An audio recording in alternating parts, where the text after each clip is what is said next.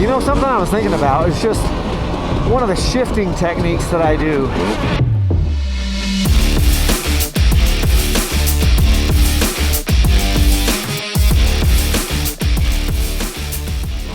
So, call me crazy, but I don't use my clutch anymore when I'm downshifting. And before you guys rip on me, do some research on constant mesh sequential transmissions with dog gears, because that's what we have on our dirt bikes. You do not need to clutch them. They're built to shift without the clutch.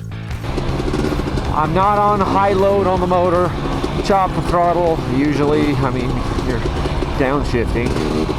And so, like there, boom, I just clicked down, I didn't use my clutch. I will use the clutch on the upshifts to take the load off the motor, so that one, I just clutched and upshifted. But the other thing I wanted to talk about was just how I get an upshift.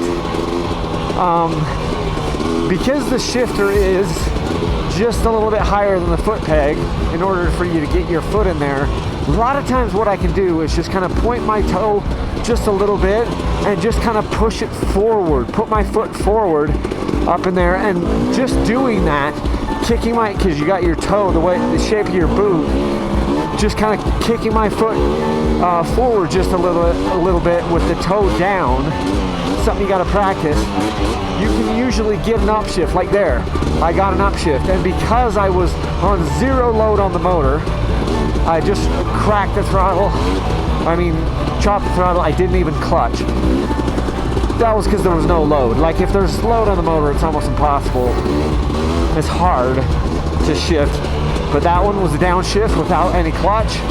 Just as I was coming into that, trying to get back into the right RPM, slow myself down, and then there's an upshift. I just kind of changed the position of my foot and wedged the toe in underneath, kind of get it pointed down towards my shifter, and then boom, just move my whole leg forward, and the top of my boot is actually doing the upshift. I'm not really pulling up.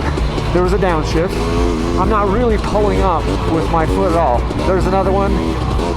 We were kind of coming uphill, so I did sort of pull up. But the point is, if you do this right, you don't always have to like get under it and do this concerted, like, hey, I'm gonna pull my shift lever up with my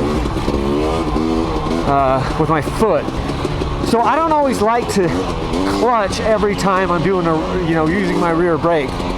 What you have to do is you have to kind of gauge the speed that you're going and gauge your stopping distance to be like, is this one of those times where I'm gonna possibly be feathering that brake enough that I'm gonna skid the rear wheel, like there. I was like, oh, I'm gonna skid the rear wheel, so I clutched. Or I possibly might skid the rear wheel. I'm not saying I'm trying to skid it, but it might happen because I'm gonna be on the binders pretty hard. So there's an upshift that I just pushed my foot forward. Pushed it, put the toe down and then move my foot forward, and that just pulls up on that shifter and it slips right in. Got horses on this trail, I can see. I want to slow down here a bit, because I did see fresh horse stuff, so I'm going to tone it down a notch. Catch you guys on the flip side.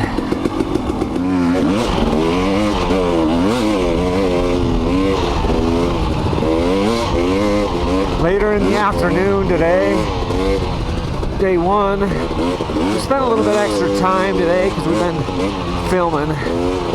I've had Chris here with us filming.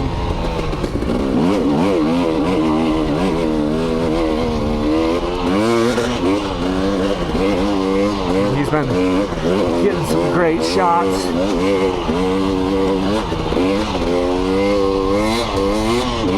So the pace has been a little bit slower than normal. Oh yes, that almost, I got kicked bad. Cross-rutted across the trail. That almost was bad.